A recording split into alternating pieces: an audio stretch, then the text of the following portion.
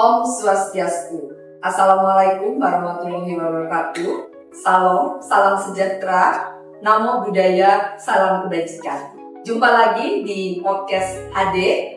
Hari ini kita akan membahas tentang dukungan keluarga dan teman dalam pencegahan kekerasan dalam rumah tangga.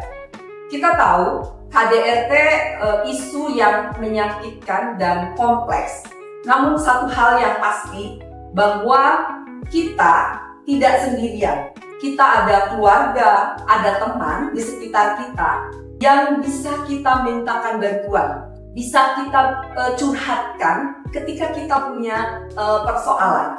Jadi jangan takut berbicara gitu. Maka dalam kesempatan ini di podcast HD telah hadir dua tamu istimewa kita.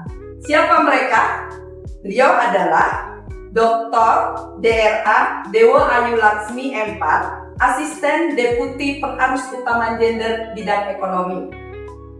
Swastiastu Bu Laksmi, gimana kabarnya? Astu kabar sehat, fit, bugar. Tadi hujan di perjalanan. Rintik-rintik adem. Rintik-rintik adem dan macet ya. Padahal deket ya. Dan selanjutnya adalah Dr. Ikhwilah Muzayana Dini Fajriya, MSI, Kepala Pusat Riset Gender Universitas Indonesia. Gimana kabarnya Mbak Ini? Alhamdulillah sehat. Sehat, selamat datang di podcast HD. Jadi siang ini kita dengan tamu-tamu istimewa ini kita akan ngobrol bareng terkait dengan bagaimana sih sebenarnya bahwa keluarga dan teman itu bisa menjadi support system bagi teman-teman yang mungkin gitu ya mengalami kekerasan di dalam rumah tangga. Untuk itu jangan tinggalkan kami, stay di podcast HD karena kita akan ngobrol, kita akan menggali habis gitu ya terkait dengan pengalaman, pemahaman, bahkan strategi bagaimana kita memberikan dukungan. Dan tagline kita adalah bersama peduli, hentikan KDRT. Mari kita mulai. Saya mungkin pertama diawali dengan ini, dengan Bu Laksmi dulu ya. Bu Laksmi, kira-kira kalau kita itu mau mengetahui gitu ya tanda-tanda awal bahwa seseorang itu mungkin sedang mengalami KDRT itu sebenarnya gimana ya? Mungkin juga nanti Bu Ini juga bisa karena Bu Ini melakukan riset-riset ya. Nah itu tuh sebenarnya kita kan nggak pernah tahu ya, karena mereka kan juga banyak yang tidak pernah berbicara bahkan diam, tapi tahu-tahu sudah bom gitu ya. Nah gimana sih caranya kita bisa mengenali Bu Laksmi? Jadi kalau seseorang mengalami KDRT ya, sekarang kalau dia mengalami langsung, ada contohnya gini, kita melihat saja dan jangankan mengalami langsung di pasang gitu ya. Kita melihat orang yang dibully saja, tidak fisik, dia itu membekas, membekas. Kemudian kalau dia tidak mampu mengembalikan, itu dia ke dalam. Jadi ke dalam itu pasti dia merusak sistem yang ada di dalam tubuhnya, karena dia sebenarnya kan tidak terima, cuma dia tidak tahu bagaimana mengungkapkan. Makanya terus di dalam satu campaign kita tuh ada dare to speak up, harus berani bicara. Nah kemudian bagaimana halnya dengan orang yang sekarang mengalami langsung? Sama juga seperti itu, seperti bully tadi. Jadi ada orang yang berani mengungkapkan, ada orang yang menyimpan, tetapi ini terakumulasi dia dan itu terbawa sampai nanti dan sangat mempengaruhi kehidupannya kelak. Sangat mempengaruhi. Jadi itu semacam, kalau boleh kita bilang, semacam trauma. Gitu. Jadi tentunya setiap orang berbeda-beda, ya kan? Ada yang mampu, sudahlah, kita tinggalkan. Ada orang yang memendam. Nah memendam ini yang kita lakukan karena itu kelak akan membawa pengaruh ke seluruh hidup. Saya rasa setiap orang kita pasti pernah mengalami kekerasan, itu cuman tingkatannya sekarang. Nah, KDRT dalam hal ini apakah khususnya di keluarga KDRT atau hanya kekerasan fisik? Dalam keluarga sih. Dalam keluarga, oke. Nah, dalam keluarga berarti kalau ini entah kalian dari orang tuanya, dan dari perlakuan dari kakak ke adik, ini juga membahas. Kemudian setelah berkeluarga tentu dari pasangannya. Karena kan kalau perempuan ini rentan sebetulnya posisinya itu rentan dan percaya Ya, kalau Bi sendiri kan karena di riset ya pasti sering lah wawancara itu sebenarnya gimana sih? Apalagi tadi ada trauma. Nah kan bagaimana kalau di lapangan itu sebenarnya para korban itu berbicara kapan dia akhirnya mulai bisa berbicara gitu? Iya, baik. Jadi gini ya, kalau kita ngobrol tentang KDRT, tentu kan kita semua tahu bahwa kekerasan itu adalah di ranah rumah tangga. Ketika bicara di ranah rumah tangga, ada banyak sekali orang di dalamnya, dalam relasi-relasi yang sangat beragam, gitu. Suami terhadap istri terhadap suami, orang tua terhadap anak, anak terhadap orang tua yang sudah sepuh, yang sudah lansia, gitu ya. Orang yang bekerja di dalam rumah, gitu ya, kakak, adik, gitu. Ada banyak sekali segmen orang, gitu ya, di dalam keluarga yang sesungguhnya semuanya memiliki kerentanan, baik sebagai pelaku maupun sebagai korban, gitu. Nah, kalau kita mau mengidentifikasi, memang sangat tergantung pada jenis kekerasannya. Itu, jadi kan seperti yang kita tahu, misalnya di Undang-Undang PKDRT disebutkan bahwa ada 4 jenis kekerasan di dalam rumah tangga. Kekerasan fisik, psikis, seksual, dan ekonomi. Yang langsung bisa terlihat adalah kekerasan fisik tentu saja, karena dia melukas di dalam tubuhnya. Itu pun kalau tinggal kekerasan fisiknya melampaui batas ya, sampai emas, sampai terluka gitu. Tapi pada tindakan kekerasan fisik yang mungkin tidak menampilkan bekas, itu juga tidak bisa terlihat langsung. Lalu kekerasan psikis itu seringkali tidak teridentifikasi secara cepat. Tapi seperti tadi yang Bu langsung sampaikan gitu ya, dia akan banyak terpendam di dalam, dan kemudian dia akan mengendap dalam jangka panjang yang tentu mengaruhi kualitas hidupnya. Dan yang lebih parah lagi itu adalah kekerasan seksual. Di dalam rumah tangga itu bentuk kekerasan seksualnya itu macam-macam gitu. Ada yang dia bentuknya itu incest gitu ya, kekerasan seksual dalam hubungan darah, tapi juga ada yang bukan incest ya, misalnya orang yang bekerja di dalam. Nah, bagian ini nih yang paling susah gitu, karena seringkali baru terungkap setelah berjalan sekian tahun atau ketika terjadi kehamilan. Itu seperti itu. Lalu yang terakhir kekerasan ekonomi, ini banyak sekali dalam studi itu menunjukkan dialami oleh perempuan, terutama ketika perempuan punya kapasitas, punya kompetensi, tapi kemudian dibatasi bekerja di luar rumah. Gitu. Nah, ini yang makin susah diidentifikasi gitu. Tetapi dari semua bentuk kekerasan yang terjadi di dalam rumah tangga itu, gitu, bagian yang terpenting itu adalah bahwa kita penting sadar, gitu ya, bahwa korban untuk bisa bicara, gitu ya, kan pintu keluarnya adalah bicara, gitu ya, seperti Ibu Dr. Lasmi tadi sampaikan. Tetapi untuk bisa bicara itu tidak sesederhana yang kita bayangkan. Gitu, situasi relasi kuasa, situasi ketergantungan ekonomi, situasi dia masih merasa berada di bawah kekuasaan pihak pelaku, gitu ya, misalnya anak. Karena kan merasa tanggung jawab saya masih di dalam dari orang tua, sehingga ketika ada kekerasan dari orang tua kadang-kadang anak berpikir bahwa ini bukan kekerasan nih, ini pendidikan nih, gitu. Misalnya semacam itu. Aku bahkan si pelaku nggak menyadari bahwa itu adalah tindakan kekerasan, gitu, karena dia dalam asumsi atau dalam pemikiran, oh saya sedang mendidik, oh saya sedang mengingatkan, oh saya sedang mengatur, gitu ya, mengelola rumah saya, sehingga dia merasa tidak menyadari bahwa itu adalah kekerasan. Dalam banyak sekali studi menunjukkan bahwa orang yang menjadi korban di dalam KDRT itu lebih banyak tidak mengungkapkan kepada orang lain karena dia seringkali berpikir bahwa akan ada perubahan dari takutnya. Jadi istri ketika mengalami kekerasan dari suaminya, dia akan berpikir jangan-jangan suaminya akan berubah. gitu. Atau si suami korban KDRT dari istrinya, Iya, mungkin betul. aja gitu ya, gitu. Dan itu si suami akan berpikir, oh mungkin ini istri saya sedang hilang, suatu saat akan berubah. Iya. Tapi kali siklus kekerasan itu yang menjadi persoalan. Betul, siklus kekerasan itu. Tadi ada yang ekonomi, mungkin nanti Ibu bisa lebih banyak ya membahas tentang bagaimana tuh kekerasan ekonomi. Kemudian juga ternyata saya pikir kalau udah ekonomi sudah bekerja aman-aman aja, ternyata enggak gitu ya. Dan tadi Bu Iqbal bilang pelaku aja nggak sadar tuh kalau dia sebenarnya sudah melakukan tindakan kekerasan.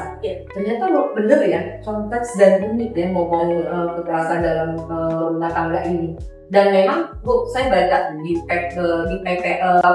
laporan di dashboardnya PPA, ternyata memang kekerasan dalam rumah tangga itu cukup tinggi. Dilihat dari jenis kelamin, laki dan perempuan, hampir 60% ya, 67% yang perempuan juga di sekitaran 68, hampir ke 70. Itu loh, ternyata itu di rumah tangga. Padahal kan seharusnya rumah itu menjadi tempat yang aman ya bagi kita. Nah, terus gimana dong kita gitu ya, sebagai orang yang, maksudnya artinya kan ini kan sebagai sebuah sistem kan, karena tadi kesadaran bahwa dia sudah melakukan kekerasan, kadang-kadang dia tidak menyadari, terus si korban juga nggak berani bicara, bahkan ada relasi kuasa di sana bahwa kalau kita nolak gitu ya apa yang disampaikan orang tua juga itu dianggap sebagai hal yang durhaka kan gitu ya misalnya kan gitu, itu sebagai terus bagaimana nih membangun sistem gitu ya, membangun sistemnya Bu, supaya siklus tadi artinya kesadaran itu disadari oleh semua anggota keluarga, termasuk juga di lingkungan masyarakat. Itu seperti apa? Iya, silakan jelasin. Kalau saya memaknainya gini, jadi kalau untuk KDRT gitu ya, karena saya juga sebagai pengampu usaha pemberdayaan perempuan di bidang ekonomi, jadi pemberdayaan ekonomi perempuan. Jadi kita berasumsi bahwa hampir 90% permasalahan di dalam rumah tangga itu base-nya adalah ekonomi.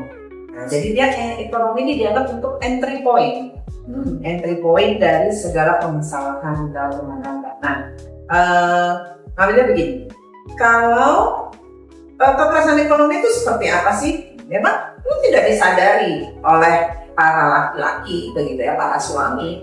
Gua kadang-kadang kan ngomong, udah kamu kalau nikah gak usah kerja. Nah itu sebenarnya udah itu kekerasan, gitu, kekerasan.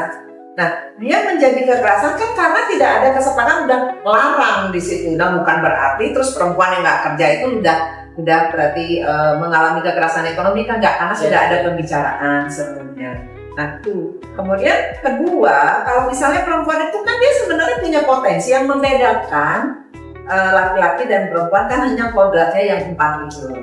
Ya, jadi menstruasi, kemudian hamil, melahirkan, menyusui. Di luar itu kan sama sebetulnya, sama.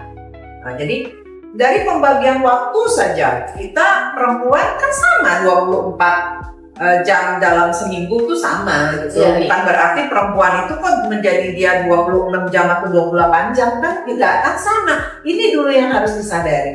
Nah kemudian ketika perempuan itu misalnya tidak diberikan bekerja, nah ini sudah, karena dia kan sebetulnya berani nggak dia ngomong, kenapa nggak bekerja? Nah, umpama kalau dilatih itu sudah bentuk kekerasan. Padahal di dalam secara psikologis ketika dia bekerja, dia menggali potensi dirinya, kemudian dia mendapatkan penghasilan. Kalau dia perempuan itu sudah berumah tangga, biasanya untuk membantu kesejahteraan. Kalau dia sudah punya anak, seorang ibu pasti untuk dandanin anak, kemudian untuk sekolahnya, begitu ya. Kemudian di samping aktualisasi dirinya, dan yang paling penting adalah dia memiliki posisi tawar terhadap pasangannya maupun lingkungannya. Itu yang harus dicatat. Nah kemudian ketika dia misalnya artinya memilih karir, ini misalnya memilih karir, itu luar biasa loh perempuan itu. Karena ketika dia memutuskan, banyak sekali ya studi-studi ya ini ya. pada jenjang pendidikan. Ketika lulusan misalnya di perguruan tinggi, itu mungkin rasionya bisa yang terbaik itu 4 perempuan 2 laki-laki. Iya. Tetapi kenapa ketika duduk di dalam sebuah struktur, kok misalnya dirjen-dirjennya laki semua, kemudian sampai di eselon 2 ke atas tuh udah laki. Kenapa? Gitu lah. Sekarang bukan berarti perempuan itu tidak mampu atau dia tidak berguna, karena ketika perempuan itu sudah memilih pekerjaan nih, nah kemudian dia memutuskan untuk menikah, itu sudah satu persoalan loh, Bu. Karena apa? Kalau laki-laki mau bekerja biasa aja, dia bekerja nggak akan pengaruh terhadap karirnya. Tapi ketika perempuan memilih untuk berkarir kemudian menikah, gitu kan, itu sudah langsung drop ini gugur satu harapan untuk kecepatan. Dan karena apa? Dia harus paling tidak dia ngomong suami itu loh. Itu sudah pasti kan menjaga itu kan laki-laki kalau bekerja mau dia bukan urusannya seolah-olah seperti itu ya. Itu sudah alam yang mengkondisikan gitu kan. Nah kemudian sudah harus ngomong suami, kemudian harus menjaga juga karirnya. Nah ketika apalagi dia punya anak, pasti ada tuntutan kapan nih punya anak, mau laki-laki mau punya anak enggak, dia santai aja kan, bangun dia tetap jam 7 mau bangun jam, tapi perempuan nggak bisa begitu karena memang udah malamnya. Berarti kan luar biasa. Kemudian ketika dia memutuskan untuk hamil, dia harus menjaga ngomong suami tetap, menjaga kesehatannya untuk sebagai tempat berlindung 9 bulan loh untuk anaknya, dan dia tetap harus memikirkan karirnya. Apalagi punya anak berapa itu. Jadi nggak kayak ngitung deret angka ya, deret ukur jadinya. Nah itu double burden itu yang sebetulnya sangat menggugurkan para perempuan ini ketika dia kita ambil jenjang karirnya. Nah kemudian apalagi terus nanti ada kekerasan di situ. Padahal kita nih dalam asta ciptanya Bapak Presiden Prabowo. Jadi menuju Indonesia Emas, perempuan-perempuan ini diharapkan untuk melahirkan generasi emas, begitu ya. Nah, bagaimana seorang ibu bisa melahirkan generasi emas, sedangkan lingkungannya, environmentnya yang membentuk itu, misalnya dia tertekan, ini nggak berani ngomong nih, dia tertekan, dia depresi, dia tidak sehat. Jadi mempengaruhi bayi yang ada di dalamnya selama 9 bulan itu terpahat dia dengan kondisi yang tidak nyaman tersebut. Lahirlah si anak yang pasti sudah ada berstigma, dia sudah di sini sudah terpatok. Jadi itu yang dimaksud dengan kalau kita berbicara kesetaraan gender, laki ini nggak serta-merta bisa menghilangkan loh. Jangan deh dibantu, ringankan saja. Ya, tugas-tugas perempuan itu ringankan saja sehingga dia bisa utuh menjadi. Nggak akan mampu dia menghilangkan, nggak akan mampu dia merasakan bagaimana seorang perempuan deliver. Kalau orang bukan berarti yang sesar itu tidak sakit ya, tetapi kalau perempuan melahirkan normal nggak akan bisa dibayangkan bagaimana sakitnya. Keinginan kita sudah mau mengeluarkan, si bayi juga mau keluar tapi belum boleh karena pintunya gerbangnya belum kebuka. Ini kan bukan seperti gerbang yang otomatis gitu kan, enggak. Ini ada tahapannya dan itu every single minute ya Ibu ya. Kalau yang melahirkan normal pasti tahu. Nah hal-hal seperti itu yang harus disadari oleh keluarga sehingga berpikir untuk adanya kekerasan di dalam rumah tangga yang memang bisa dipikirkan, maksudnya yang tidak disengaja, yang disengaja tidak kan begitu. Bu I, tadi kan Bu Laksmi bilang bahwa ternyata ketika bayi masih di dalam kandungan itu ternyata itu mempengaruhi kan dalam pertumbuhannya, dalam pertumbuhannya. Terus bagaimana kita bisa menciptakan lingkungan yang aman gitu ya, sehingga ya tadi KDRT sudah terjadi gitu, siklus kekerasan itu kita bisa menghentikan gitu ya. Tidak gampang bisa dipotong maunya kan gitu ya. Berharap sekali kita bisa seperti itu. Ya. Kata kunci utamanya sebenarnya adalah pada posisi menghargai dan menghormati. Jadi siapapun posisinya, apakah dia sebagai suami, apakah dia sebagai istri, apakah dia sebagai anak, sebagai orang tua, sebagai pekerja rumah tangga, sebagai tukang ojek, sebagai driver, semuanya memiliki posisi yang setiap orang di dalam anggota keluarga itu harus menghormati. gitu. Nah, prinsip menghormati siapapun dalam status itulah saya kira pintu masuk pertama untuk memastikan bahwa kekerasan dalam rumah tangga itu tidak akan terjadi. Nah, proses untuk bisa menghormati itu harus dilandasi dengan pengetahuan tentang apa sih yang sudah dilakukan, peran-peran penting apa sih yang dilakukan oleh mereka, dan kontribusi apa yang sudah mereka lakukan terhadap keluarga. Jadi misalnya begini, seorang suami, maka seluruh keluarga akan melihat suami atau anak gitu ya, atau siapapun ya gitu ya, yang misalnya memegang peran sebagai maka dia akan bertanggung jawab di misalnya di aspek ekonomi. Tetapi ada juga nih misalnya salah satu keluarga ada suami atau istri yang memilih menjadi ibu rumah tangga, misalnya gitu kan, ibu rumah tangga nggak harus perempuan sesungguhnya, gitu ya, seperti itu. Lalu seluruh keluarga harus tahu nih apa yang dilakukan oleh seorang ibu rumah tangga. Tugas reproduksi apa aja yang dia lakukan sejak mata melek nih sampai melek lagi, gitu. Itu apa aja nih yang dilakukan. Tadi Bu Lasmi cerita bahkan perempuan kalau sudah menikah, bahkan kalau sudah punya anak, nggak mungkin tuh bangun seenak kita pengen bangun gitu ya, seperti itu. Anak sudah punya tanggung jawab sendiri, punya tugas-tugas sendiri, dia orang tua, keluarga yang lain kan harus memahami, gitu. Dengan mengerti, dengan memahami apa yang dilakukan oleh setiap orang di dalam sistem keluarga, maka orang akan saling memahami bahwa kita nggak akan sempurna tanpa keberadaan mereka. Gitu. Seorang pekerja rumah tangga, seberapa penting dia hadir dalam rumah tangga kita dan kemudian memudahkan seluruh tugas-tugas dalam rumah tangga, itu penting disadari sebagai sebuah poin yang harus diapresiasi, gitu. Nah, cara pandang yang menghormati, yang menghargai, terutama dalam konteks peran dan tugasnya, akan menjadi langkah pertama untuk orang lain atau siapapun di dalam sistem keluarga itu berhati-hati memperlakukannya. Jadi nggak melihat mereka secara rendah, gitu.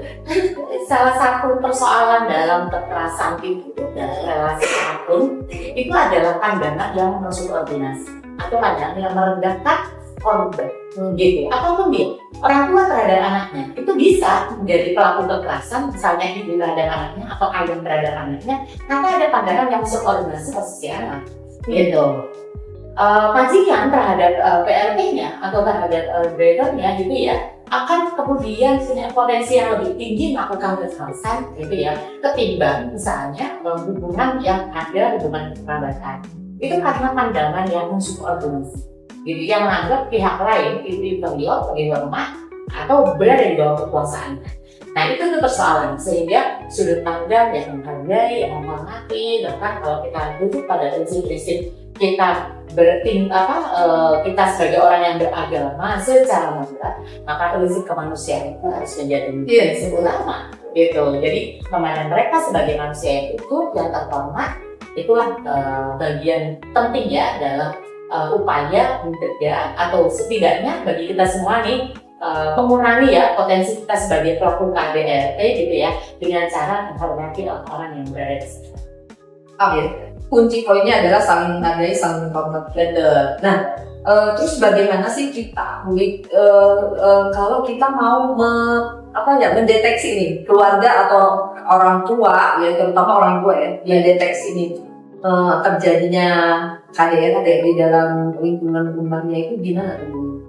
Hal yang paling penting itu adalah soal kedekatan, gitu. Jadi di dalam sebuah sistem keluarga itu kan hubungan kedekatan, gitu ya, chemistry di antara anggota keluarga itu menjadi poin penting untuk bisa mendeteksi dini konflik-konflik yang ada di dalam keluarga, baik konflik itu muncul hadir di dalam sistem keluarga itu, atau yang diperoleh dari luar yang kemudian ke bawah masuk, gitu. Misalnya anak punya teman lalu kemudian punya konflik dengan temannya, gitu ya, kita bekerja kemudian ada persoalan kantor misalnya semacam itu, atau di kampus gitu ya, lalu kemudian terbawa ke rumah. Itu kan kadang-kadang trigger persoalan yang ada di luar ke bawah masuk, begitu masuk ke rumah menghadapi situasi yang mungkin tidak dia rumah kotor lah gitu ya, hal-hal yang simple sesungguhnya tapi kemudian memicu kemarahan, lalu kemudian bisa menimbulkan kekerasan seperti itu. Nah,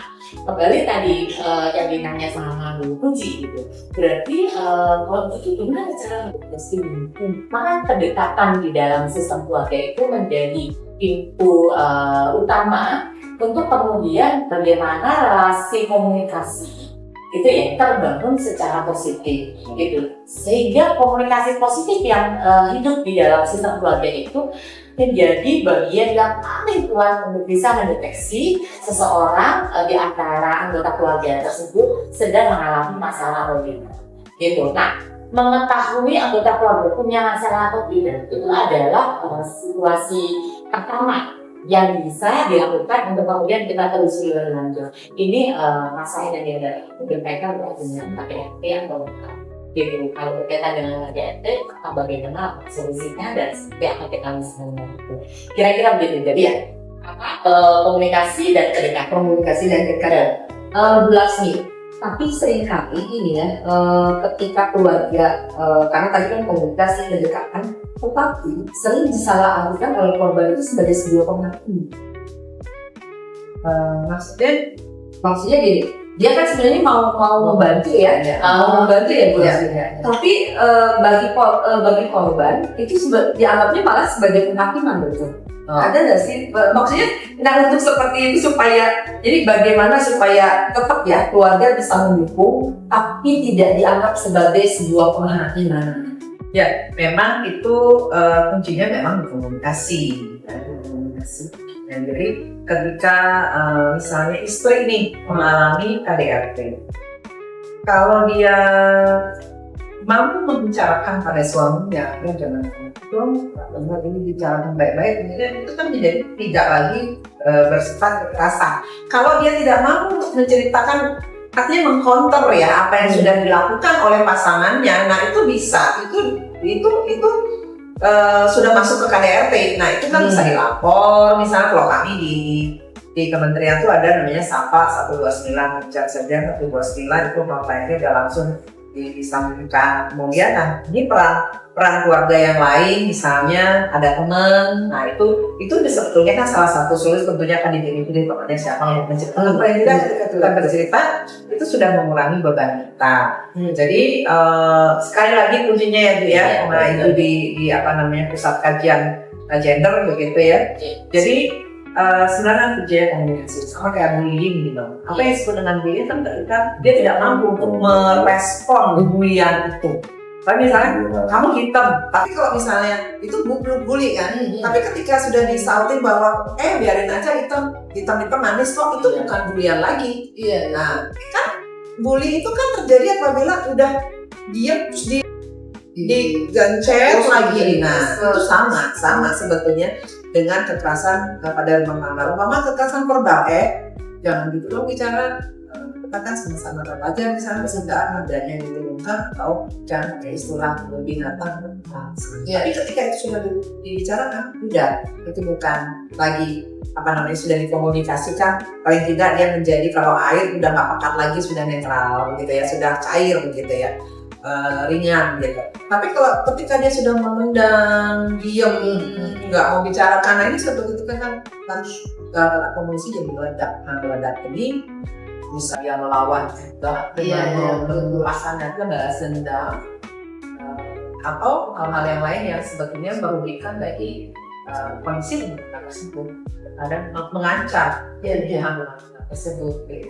Dan kalau ada anak, si anak juga setiap hari melihat kekerasan, dan itu juga benar ya, kita ngomongin keluarga ini kan dalam sistem jadi satu ya.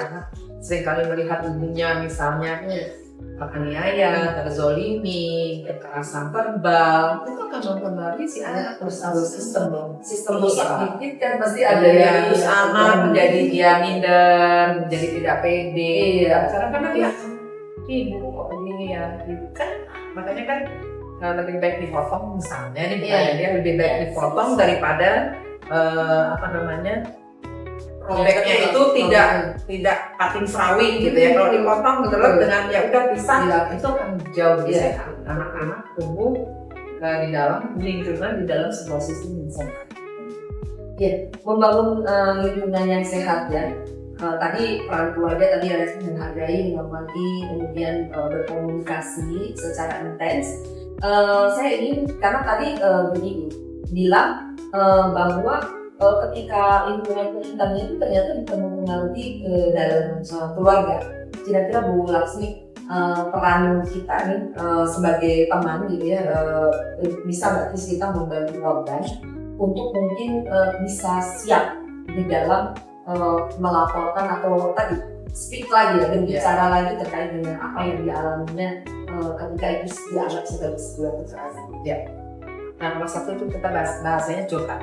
Curhat pada sahabat yang tidak meringankan itu sudah otomatis. Nah, kemudian ketika misalnya terjadi bekas misalnya bilur-bilur, kalau dia sudah menceritakan sudah ringan, ya harapan kita kan tidak jadi masalah itu utuh gitu kan. Tapi misalnya ini gimana nih, ya udah. Jadi sebagai teman juga kan harus mensupport. Ini gimana nih? Tapi kalau dia udah nggak bisa, aku mau laporkan saja misalnya. Ya nggak apa-apa, boleh karena memang di dalam apapun bentuk kekerasan kan, apalagi sudah ada undang-undang TPKS begitu ya. Itu sekecil apa, jangankan misalnya kita kena sentuhan fisik gitu ya, dipukul atau apalah gitu ya. Orang istilahnya apa sih? Catcalling ya. Catcalling itu masuk jenis kekerasan. Misalnya nih perempuan nih jalan disuitin, itu boleh kalau kita mau itu dijadikan merasa tidak nyaman, itu boleh dilakukan. Makanya kan inilah bentuk-bentuk pengedukasian yang harus juga disadari juga, disosialisasikan juga bahwa laki-laki nggak boleh seperti itu. Perempuan itu bukan objek. Perempuan itu bukan objek, sama kok orang lahir. Malah lebih kan, kita memiliki kelebihan sebetulnya perempuan dibanding laki kan. Betul. Nah, Kadang-kadang kan kita nggak sadar. seberapapun laki-laki pengennya ya, memang bisa kamu hamil, nggak bisa. Iya, kita nggak sadar ya kalau dijadiin objek kekerasan dengan catcalling tadi. Bahkan mungkin kadang-kadang dalam candaan-candaan ya, padahal itu sebenarnya dari kekerasan seksual. Berarti sosialisasi ini menjadi sangat penting ya Bu Eki, supaya sekarang gini, tadi kan peran teman, lingkungan itu sudah banyak lain. Tapi saya bagaimana kemudian kita bisa menjaga keseimbangan ya, antara memberi dukungan dan tidak terlalu ikut campur di dalam urusan pribadi. Karena seringkali kan itu yang terjadi. Aduh itu janganlah kamu tuh ngurusin urusan pribadi. Padahal sebenarnya kita bukan dalam rangka itu, tapi memberikan kira-kira gimana nih ada situasi seperti itu. Iya, jadi gini, setiap orang itu memiliki hak keturunan atas dirinya, tentunya. Gitu. Ini yang menjadi poin penting yang kita mesti dudukkan. Jadi apapun dia statusnya, terutama dalam konteks ini kita bicara tentang korban. Korban itu punya hak keturunan atas dirinya. Apa yang akan dia gitu. Sehingga kalau kita misalnya mengidentifikasi saudara kita, keluarga kita, orang yang berada di lingkungan kita ya, mengalami KDRT, maka pertanyaan pertama yang harus kita sampaikan adalah apa harapan dia kita membantu apa itu, sehingga kita ketika membantu korban itu berdasarkan pada kebutuhan korban gitu. Karena kerangkali begini, kamu berniat baik tapi sok tahu. Jadi merasa, wah saya harus bantu begini. Padahal buat korban, enggak, aku nggak butuh itu, aku butuh yang ini. Misalnya Karena sering kali gitu di dalam obrolan ya, kita kan sering ya ngobrol, aduh gemes banget nih aku nih sama si A gitu ya. Padahal aku tuh mau bantu gitu, tapi kok kemalahan kita atau dijauhi. Iya, gitu. Jadi tidak semua korban itu bersedia dibantu oleh semua orang, gitu. Karena tentu saja menjadi korban itu bukan hal yang mudah, bukan situasi yang sederhana, sehingga korban itu pasti juga akan mempertimbangkan kalau saya dibantu oleh Bu Puji, kira-kira akan seperti apa? Lebih penting mana saya dibantu oleh Bu Puji atau Bu Laksmi? Misalnya gitu. Sehingga kalau kita ingin membantu, tentu hal pertama yang kita lakukan itu adalah Mbak atau saya, atau misalnya kalau anak-anak ya gitu ya, atau Mas atau siapapun korban gitu, aku bisa membantu apa gitu, kamu berharap aku melakukan apa gitu. Itu yang pertama gitu, agar kita tahu sebenarnya korban itu membutuhkan apa dan berharap apa, berharap kita melakukan apa untuk meringankan beban dia. Lalu kemudian yang kedua, kita juga penting secara kritis melihat kondisi korban. Dalam artian melihat kondisi korban itu begini gitu, terkadang korban itu tidak menyadari bahwa situasi dirinya itu sudah kritis gitu. Jadi menganggap udah biarin aku bisa menghadapi sendiri misalnya gitu. Padahal kondisinya semakin buruk atau dalam keterancaman yang berbahaya. Betul, bahkan misalnya bahaya secara nyawa atau secara seksualitas gitu. Maka yang kita perlu lakukan itu adalah menemani dia untuk memberikan edukasi gitu, edukasi agar dia situasi dirinya itu seperti apa gitu. Karena seperti tadi ya, tadi awal diskusi, korban itu nggak selalu merasa dirinya korban. Iya. Udah digamparin, udah babak belur, dia bilang, oh ini karena saya dididik, alhamdulillah saya diingatkan dengan cara dipukul misalnya kayak gitu. Nah ini yang penting kemudian diedukasi, dibangun kesadarannya bahwa ada batas-batas yang bisa ditoleransi dan ada batas yang tidak bisa ditoleransi dalam hubungan relasi, dalam hubungan keluarga, dalam hubungan kerja gitu ya. Seperti itu. Sehingga ketika dia sudah dibangun kesadarannya, kita akan kembali bertanya, kalau itu kamu ingin aku berdoa, kembali lagi batas yang kita bisa lakukan itu adalah berdasarkan pada kebutuhan dan kebutuhan. Kalau di Kementerian PPA sendiri, bagaimana sih memberikan edukasi terhadap perempuan untuk kemudian yang tadi memiliki kesadaran bahwa dia tuh ternyata sedang mengalami kekerasan, tapi juga memiliki kesadaran kita juga bisa membantu atau lebih peka terhadap lingkungan sekitarnya. Jadi kalau kementerian ya, Kementerian Pemberdayaan Perempuan dan Perlindungan Anak itu ada namanya kualitas keluarga, kemudian pemberdayaan perempuan, perlindungan hak perempuan. Ini semua komprehensif nih. Nggak bisa satu semua. Betul, perlindungan hak perempuan dan perlindungan anak. Itu berhubungan semuanya. Jadi kita mau ambil di mana nih? Umpama nih lemahnya gitu ya. Berarti kan pertama kali adalah edukasi. Satu ya ini ya. Edukasi, kita tahu bahwa si perempuan ini berada di mana dulu nih gitu loh. Oh, saya adalah misalnya Laksmi, seorang ibu rumah tangga misalnya yang tidak memiliki penghasilan selain tugas saya adalah menyelesaikan soal domestik, kemudian masuk anak, tidak bekerja, sangat bergantung dengan suami. Jadi sudah memutuskan itu. Kemudian ketika dia mengalami kekerasan, kan dia datang sama temannya nih tadi, misalnya temannya juga harus kan, berarti harus tahu. Kalau temannya juga nggak tahu, dia juga nggak tahu posisinya di mana ya, kita nggak ada temannya gitu. Nah, tapi kalau misalnya dia sudah tahu edukasinya, oke, ini nggak benar nih, dia akan datang ke temannya, nih aku mengalami kayak gini, gimana ya?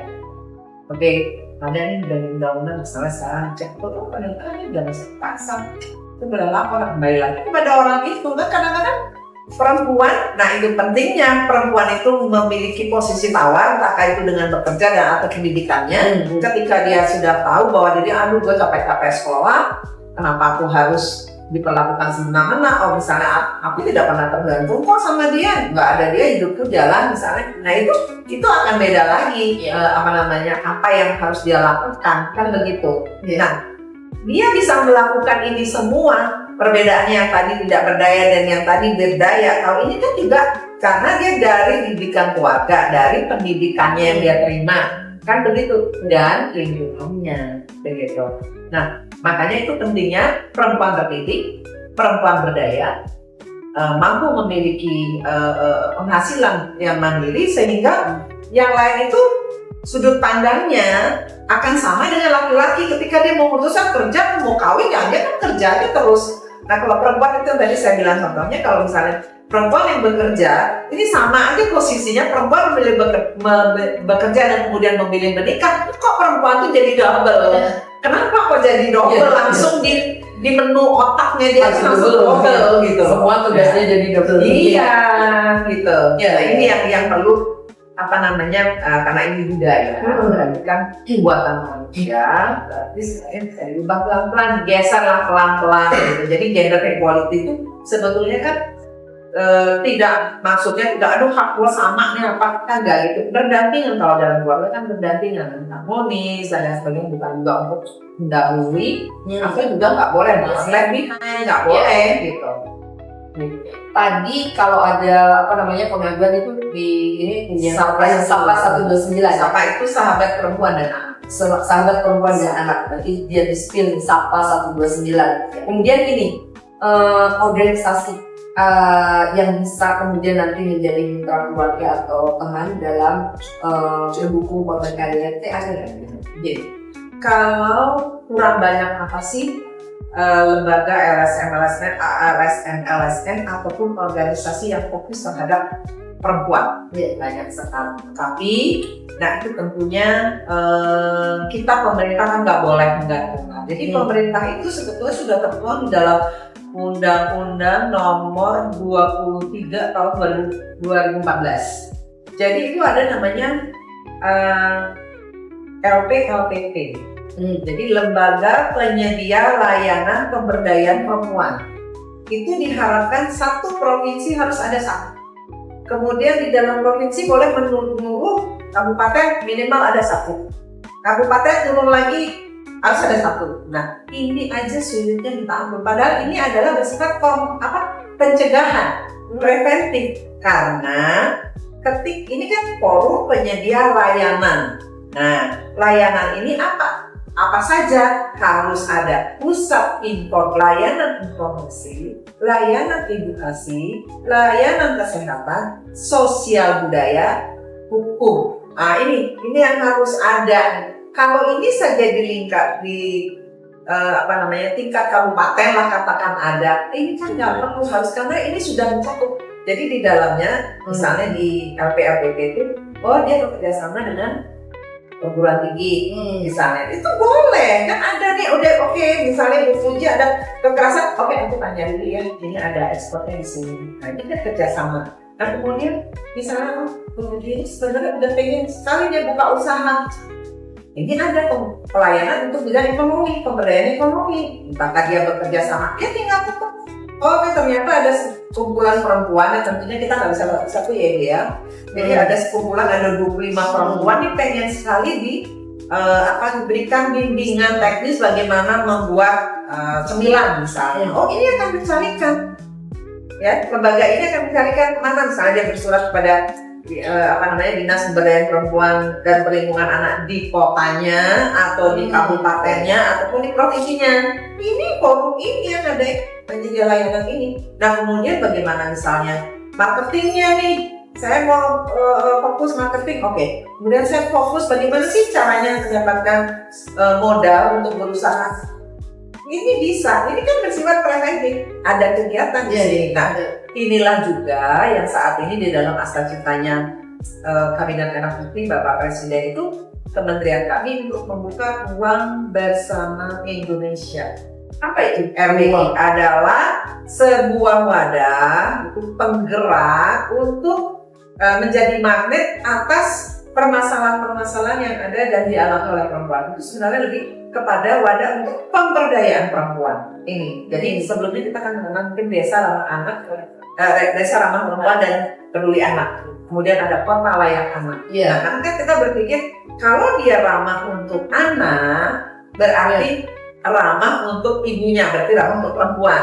Kalau ramah untuk perempuan, pasti juga ramah terhadap laki-laki, ya kan? Misalnya sekarang kita lihat ada Gojek yang sudah terstandarisasi, dia aman untuk anak kecil atau pelajar, aman dan nyaman atau ramah untuk perempuan. Kalau bapak-bapaknya mau ninggalin ibunya pasti, pilihlah Gojek yang udah tersertifikasi ramah perempuan, ya kan? Dan kalau si bapak itu juga bisa pakai Gojek tersebut misalnya, kita jasa layanan online tersebut. Tapi kalau misalnya hanya ramah untuk laki-laki, belum tentu ramah untuk perempuan. Jadi itu pentingnya. Jadi hal-hal ini yang harus kita sadari semua. kita maju bersama mengisi pembangunan bersama itu untuk kesetaraan gendernya harus gitu. Oh, Iya kan? iya. Contohnya saya sering sekali ketika misalnya sharing kepada teman-teman dari kementerian, dari daerah-daerah, untuk kita bisa berbicara gender equality, untuk kita lihat itu dari ini kan baru 15 tahun yang lalu aja kita sibuk bikin untuk tangga untuk wheelchair, kemudian toiletnya jangan sama tuh satu-satu itu kan equal, satu-satu nih satu perang. Tapi kan kenyataannya yang ngantri adalah toiletnya cewek. Kemudian cewek mesti bawa tas, kita betapa sakit hatinya kayak kita ini bingung kayak kita udah berada di dalam bilik pada nggak ada gantungan, itu bingung banget karena kan itu memang bawaan perempuan. Nah seperti itu contohnya. Nah kemudian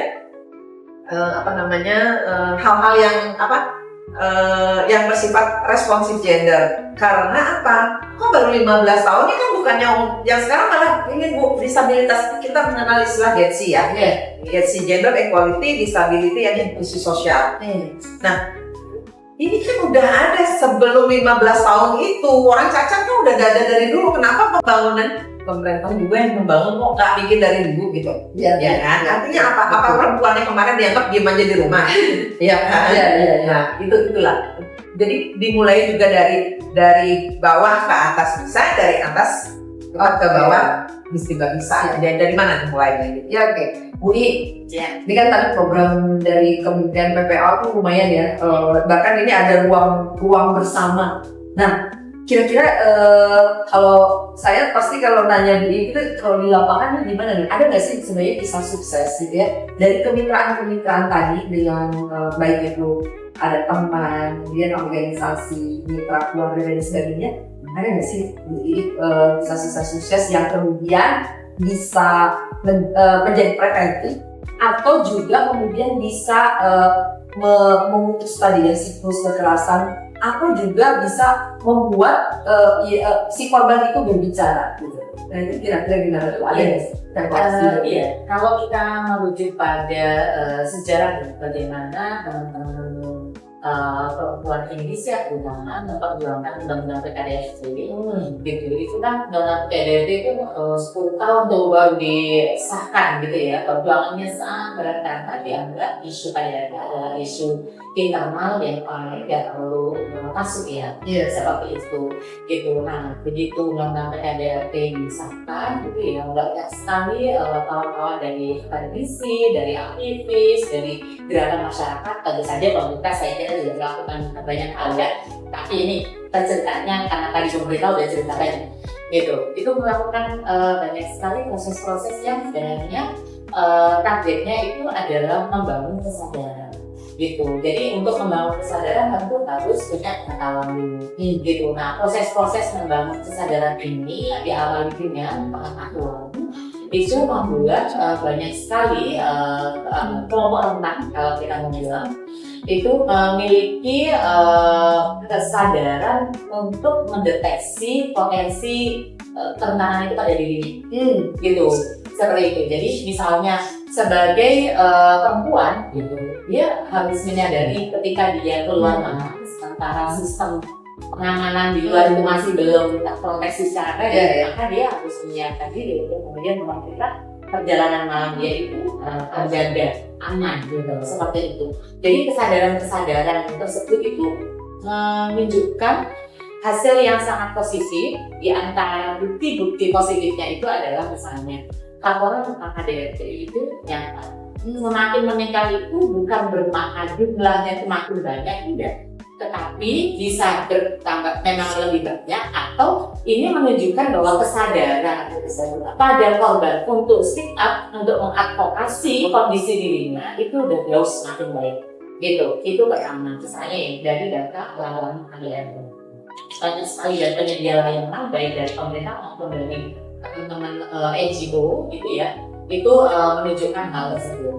Lalu kemudian yang kedua yang kita bisa lihat dan kita bisa buktikan datanya itu adalah soal akta budaya cerai gitu. Di satu sisi orang banyak melihat ini sebagai satu hal yang ingin ya, Iya, iya. gitu. Ih, perempuan nuntut cerai duluan gitu. Iya, Bahkan iya. kalau di komunitas itu selalu dibilang jangan sampai ya istri minta cerai duluan. Tahta Tuhan akan bergoyang karena perempuan yang ingin bercerai. Tetapi begitu saya pelajari secara lebih dalam, perempuan yang mengajukan gugatan cerai itu yang sebagian orang menganggap gara-gara perempuan berpenghasilan lebih tinggi, itu salah besar. Karena salah satunya waktu itu saya pernah meneliti yang di Indonesia ya, dan itu tidak terbukti. Perempuan itu kalau sudah mengajukan gugatan cerai, itu ternyata kalau ditelusuri itu udah dalam posisi tidak sanggup lagi meneruskan hubungan keluarga yang sangat buruk. Gitu. Yang kalau diterusin mati nih, gitu, atau hancur nih, gitu, seperti itu. Jadi proses perempuan mencoba memaafkan, mencoba menerima, gitu ya, dari siklus kekerasan yang muter itu, gitu ya. Kalau ternyata terus gulirnya itu semakin cepat, kan maka tingkat kekerasannya akan semakin tinggi, semakin dulu. Nah, begitu udah sampai di titik yang paling berat, perempuan ajukan gugatan cerai, gitu, seperti itu. Sehingga angka gugatan cerai di dalam konteks Indonesia ini di satu sisi mungkin menjadi sangat berhati-hati, tapi di sisi yang lain saya melihat ini adalah positioning yang sangat positif ketika perempuan berani mengambil keputusan untuk misalnya mengakhiri perkawinan yang tidak baik, perkawinan yang tidak maslahat atau tidak bahagia tadi itu. Jadi misalnya di situ kita bisa cek gitu. Karena kemudian kalau kita telusuri secara lebih lanjut, angka gugatan cerai atau gugatan cerai kan istilah bagi perempuan yang mengajukan. Kalau laki-laki yang mengajukan di pengadilan agama namanya cerai talak. Angka gugatan cerai itu ternyata yang cenderung lebih tinggi daripada cerai talak itu terjadi di pengadilan-pengadilan agama di perkotaan. Sementara kalau yang di pedesaan itu cerai talak yang lebih tinggi. Nah ini salah satu hakim yang pernah saya wawancara itu dia menyampaikan bahwa perbedaan antara angka ini di perkotaan dan di pedesaan itu menunjukkan bahwa kalau di perkotaan itu pengetahuan tentang hak dia sebagai perempuan, pengetahuan dia tentang hukum, gitu ya, kesadaran hukum si perempuan, gitu ya, dan cara dia mengakses hukum, gitu ya, akses to justice-nya, gitu ya, itu sudah teredukasi secara baik, sehingga perempuan ketika dalam situasi yang tidak ideal atau tidak baik atau bahkan berbahaya, dia berani mengambil keputusan. Sementara kalau di pedesaan itu angka gugatan cerainya masih lebih tinggi. Menurut hakim yang saya wawancara pada waktu itu di Kota Depok dan di beberapa kota ya waktu itu studi bersama dengan kawan-kawan dari itu menyatakan bahwa di pedesaan itu relasi kuasa yang patriarkis masih sangat tinggi, sehingga alasan-alasan yang masuk di pengadilan agama dalam cerai talak itu lebih karena misalnya istrinya nggak patuh, istrinya keluar tanpa izinnya, gitu, istrinya dicurigai melakukan hal-hal yang tidak baik gitu. Jadi posisinya adalah dugaan-dugaan ketidaknyamanan yang dialami oleh laki-laki atas sesuatu yang dianggap salah pada perempuan. Sementara ketika perempuan melakukan gugatan cerai itu bukti nyatanya udah jelas nih, udah babak belur, udah hancur, udah apa gitu. Nah ini menunjukkan nih gitu bahwa angka gugatan cerai itu tidak sekedar sebagai sebuah keprihatinan, tapi kita juga bahwa ini adalah proses inovasi yang berhasil gitu ya di dalam konteks membangun kesadaran tentang perempuan dan diri sebagai perempuan tertentu. Saya kira itu sih ini luar biasa ya. Keinginan untuk punya anak itu hak loh. Iya, nggak bisa diubah. Itu ya, iya. Karena sekarang kan mulai ya, itu harus dibicarakan juga. Iya, di Undang-Undang Kesehatan Reproduksi kan jelas sekali ya bahwa apa yang disebut sehat secara reproduksi itu adalah sehat secara fisiknya, gitu ya, misalnya organnya master, gitu ya. Lalu kemudian dia juga punya hak untuk menentukan kapan, gitu ya, berapa jaraknya, dan berapa jumlahnya. Rencana ya. Iya. Makanya kalau sekarang bukan lagi keluarga merencanakan keluarga. Betul. Dan itu yang seringkali orang salah memahaminya bukan menjadi hak si laki-laki, tapi ini harus betul-betul ditanyakan pada perempuan karena perempuan yang menjalankan. Luar biasa. Gitu. Jadi bicara tentang hak reproduksi itu memang menjadi keinginan bersama dalam rumah tangga. Tapi ketika memutuskan harus betul-betul berbasis pada pengalaman dan kepentingan perempuan. Jadi jangan sampai gara-gara ini si kakak udah 2 tahun, ayo hamil lagi. Padahal si perempuan berencana menerusin S3. Iya. Itu bisa coba sekolahnya. Gitu. Iya. Jadi harus betul-betul berbasis pada situasi perempuan, kepentingan perempuan, dan bagaimana perempuan akan memperhitungkan konsekuensi dari proses reproduksi yang akan dijalani bersama. Itu pokoknya ya pembicaraan pada siang hari ini luar biasa. Memang menjelang hari ibu harus banyak speak up. Ini juga terkait dengan KDRT, karena memang di sekitar kita ada masih banyak. Walaupun sebenarnya tadi juga sudah menunjukkan banyak hasil juga ya. Tapi ada beberapa yang saya dapat di dalam pembicaraan dari 2 tamu istimewa kita ini. Bahwa untuk mencegah terjadinya kekerasan dalam rumah tangga ini adalah bagaimana saling menghormati, menghargai, kemudian komunikasi, dan ketika mau membantu justru dengarkan apa yang diinginkan korban, gitu. Dan edukasi menjadi penting ya, kerja bareng antara lintas kementerian dan organisasi kemasyarakatan itu juga menjadi hal yang penting. Dan tadi sudah dikatakan bahwa hasilnya sudah mulai loh memperlihatkan bahwa proses-proses edukasi kita gitu ya di dalam pencegahan KDRT, kemudian kesetaraan gender dan lain sebagainya sudah banyak menunjukkan hasil di Indonesia. Oke, untuk terakhir mungkin saya harus menanyakan dulu nih Bu Idik sebagai closing statement di dalam pertemuan siang hari ini, pesan lah buat para kaum perempuan gitu ya, mungkin tidak hanya kaum perempuan, semua lah keluarga di Indonesia biar menyadari bagaimana mengenali dan kita bisa memutus siklus kekerasan. Silakan Bu Idik. Baik, terima kasih sahabat-sahabat perempuan di seluruh Indonesia atau bahkan mungkin di dunia gitu ya. Di hari ibu ini saya ingin menyampaikan bahwa menjadi perempuan gitu adalah bukan pilihan, dia adalah takdir, tapi menjadi perempuan yang seperti apa adalah pilihan. Maka jadikanlah kalian kita semua sebagai perempuan yang kuat, perempuan yang menyadari hak dirinya, dan perempuan yang berani mengambil keputusan. Itu adalah kunci keberhasilan menjadi diri yang memuaskan. Luar biasa. Lanjut Bu Laksmi, silakan. Kalau saya, perempuan itu adalah tiang. Tiang ya. Jadi kalau dalam sebuah bangunan tiangnya kuat, artinya perempuannya kuat, maka seluruh isi bangunan tersebut terlindungi. Nah, kalau misalnya kita merujuk pada ini adalah tiang negara, gitu ya, para perempuan dan tiang negara, berarti generasinya terlindungi, kemudian laki-lakinya juga merasa nyaman. Nah, tentu negara ini akan kuat. Kalau enggak kan roboh. Tiang yang nggak kuat tuh itu. Jadi apabila kita ingin menyambut Indonesia Emas tahun 2045, itu dimulailah dari perempuan yang berdaya, kemudian anak-anak yang terlindungi. Niscaya Indonesia Emas 2045 kita raih. Amin.